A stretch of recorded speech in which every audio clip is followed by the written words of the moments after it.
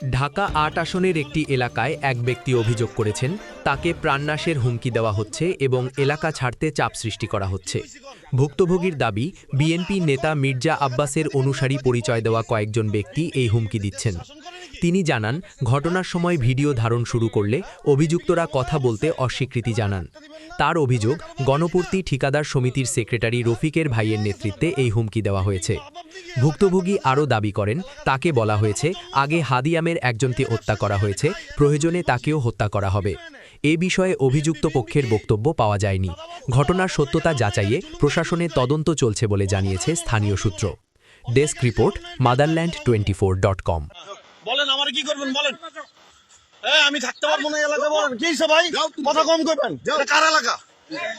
কি কইছি কোন কোন কোন না আবার কোন এলাকা থাকতে দিবেন না? কয়দিন পরে কি হইছে? বিএনপি কি দেশ শাসন করে নাকি? হ্যাঁ কি হইছে? বিএনপি কি ক্ষমতায় পড়ছে? এলাকায় থাকতে দিবেন না? এলাকা কারো বাপের কি না? কি হয়ে গেছেন আপনারা? বিএনপি কি মা বাপ দিকে এলাকার, বাংলাদেশের এলাকা থাকতে দিবেন না? এটা আমার জন্মস্থান, আমি এনে ব্যবসা করি, এনে খাই, এনে উঠি বসি, সবকিছু এনে। বিএনপি কি চাঁদাবাজ, অন্যায়কারী, জুলুমকারী। কোনো কথা হইব না, সাউন্ড হইব না। অন্যায়কারী যে, অন্যায়ের বিরুদ্ধে আমি কথা বলবো। আমি হালাল ইনকাম করে খাই, রাজনীতি করি আল্লাহর জন্য।